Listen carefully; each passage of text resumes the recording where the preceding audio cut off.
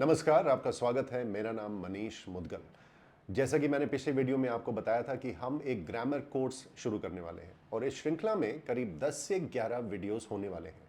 आज हम शुरू करने वाले हैं बड़े बेसिक से। ये जो कोर्स है ये बिगिनर से इंटरमीडिएट तक के छात्रों के लिए है। इसमें उम्र का कोई भी कंस्ट्रेंट नहीं है। आप किसी भी उम्र के हो, आप इस कोर्स को कर सकते हैं। तो ये पहला जो वीडियो है इसमें हम बात करेंगे एक बिल्डिंग ब्लॉक की। हम जब भी कोई कॉन्वर्सेशन करते हैं या कुछ लिखते हैं तो उसमें हम सेंटेंसेस का यूज़ करते हैं।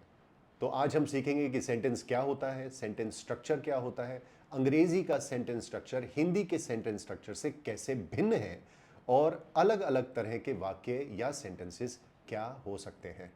तो चलिए शुरू करते हैं आज पहले चैप्टर से। First we will learn about what is a sentence.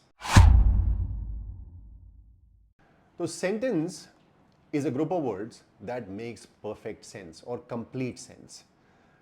तो कोई भी वाक्य है वो इंग्लिश ग्रामर रूल्स को फॉलो करते हुए एक कंप्लीट थॉट या सेंस बनाए, उसको हम सेंटेंस कहते हैं। हिंदी में हम इसे वाक्य कहते हैं। तो सब्जेक्ट और प्रेडिकेट, इन दो चीजों से एक सेंटेंस बनता है। सेंटेंस है सब्जेक्ट, हु और व्हाट। सब्जेक्ट जब भी किसी वाक्य का देखना है तो हम we should ask this question कि हम किसके बारे में बात कर रहे हैं, हु और व्हाट। दूसरा जो पार्ट होता है एक सेंटेंस का वो होता है प्रेडिकेट। प्रेडिकेट है कि हम उसके बारे में क्या बात कर रहे हैं। फॉर इंस्टेंस, आई रन, तो I is the subject and run is the predicate।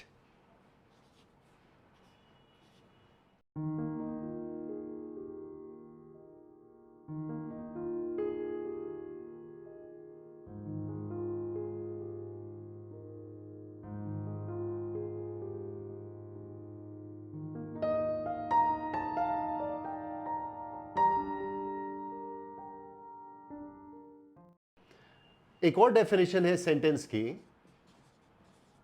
कि सेंटेंस में सब्जेक्ट और वर्ब होता है। Without verb we can not form a sentence. One trivia for you कि what is the shortest sentence possible. तो जो shortest sentence है which is kind of philosophical, it is I am. हालांकि हम जैसे कुछ ऑर्डर्स होते हैं, नो या गो, इनको भी कुछ लोग शॉर्टेस्ट वन वर्ड सेंटेंस बोलते हैं, but this is a true sentence based on the rules that I just told you कि उसमें सब्जेक्ट है, प्रेडिकेट है, सब्जेक्ट है या वर्ब है। तो जब हम इंग्लिश सेंटेंस स्ट्रक्चर की बात करते हैं तो लेट्स लर्न कि वो स्ट्रक्चर क्या होता है and how does it compare to the sentence structure in Hindi. तो अगर हम इंग्लिश सेंटेंस स्ट्रक्चर की बात करें तो S V and O, this is the sentence structure for English, this is the sequence. S क्या हुआ, हम पहले ही बात कर चुके हैं, this is the subject. Subject यानी हम किसके बारे में बात कर रहे हैं। V is the verb, V is the verb and O is the object. Object is not necessary for us to form a sentence like I mentioned before। तो जैसे हमने यहां पे लिखा कि I eat an apple, तो I is your subject, eat is your verb and apple is the object। यानी कि जो एक्शन ऑफ द वर्ब है वो ऑब्जेक्ट के ऊपर हुआ। लेकिन हिंदी में, और ये दिक्कत आती है हम हिंदी भाषियों को, जब हम अंग्रेजी सीखना आरंभ करते हैं तो हम हिंदी का सीधा सीधा अनुवाद अंग्रेजी में कर देते हैं, लेकिन उसमें दिक्कत आ सकती है क्योंकि अब जानते हैं हिंदी का क्या सेंटेंस स्ट्रक्चर है। हिंदी का सेंटेंस स्ट्रक्चर थोड़ा सा भिन्न है इससे। वो SVO की जगह वो SOV हो जाता है। तो ये सब्जेक्ट आपका, ये आपका ऑब्जेक्ट, और ये आपका हो गया वर्ब। तो अगर मैं इसी का अनुवाद हिंदी में करता हूं तो ये होगा मैं, ये आपका सब्जेक्ट हो गया। नाउ ऑब्जेक्ट सेब, मैं एक सेब खाता हूं। तो यहां पे वर्ब लास्ट में आता है, ऑब्जेक्ट बीच में और सब्जेक्ट पहले। तो if you have started learning English तो इसका आप विशेष ध्यान दीजिए, क्योंकि इस सेंटेंस स्ट्रक्चर के फ़र्क होने से काफ़ी चीज़ें बदल जाती हैं।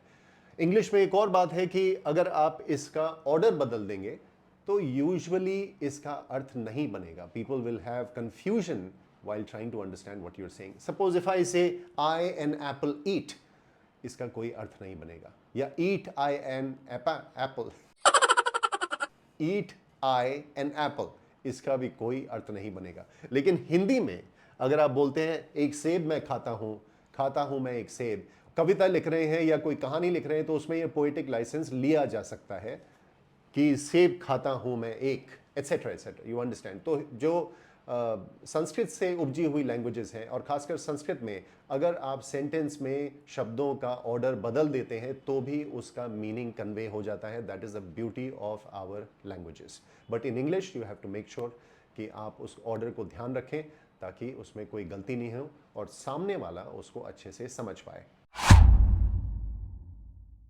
दूसरा अंतर अंग्रेजी के सेंटेंस स्ट्रक्चर में और हिंदी के सेंटेंस स्ट्रक्चर में है प्रेपोजिशंस का इस्तेमाल। आपको पता होगा कि प्रेपोजिशंस क्या होती हैं?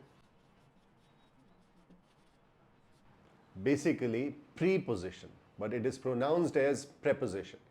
प्रेपोजिशन वो शब्द होते हैं या उन शब्दों का समूह होता है, जैसे कि in, at, for, from, above, below, under. इन शब्दों से हमें जो नाउन है या संज्ञा है उसकी पोजीशन, उसका प्लेस और मेथड और टाइम, इन सब के बारे में पता चलता है। लेकिन हिंदी में इसको हम पोस्ट पोजीशन में इस्तेमाल करते हैं। जैसे उदाहरण के लिए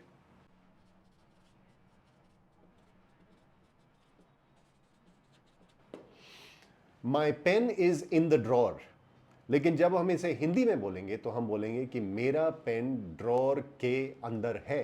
तो ड्रॉर के बाद हम इस शब्द या इन शब्दों के समूह का प्रयोग करते हैं। तो ये बात भी ध्यान देने वाली है।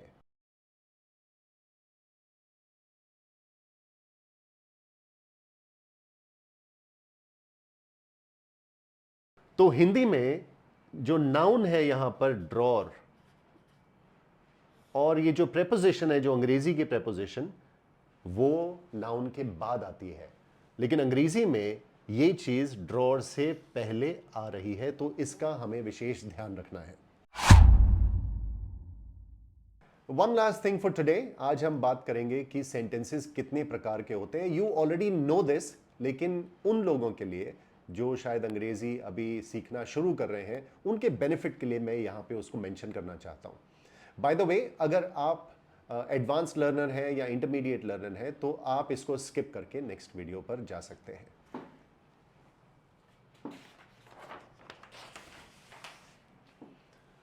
सो there are essentially 4 kinds of sentences. 4 प्रकार के वाक्य होते हैं अंग्रेजी में।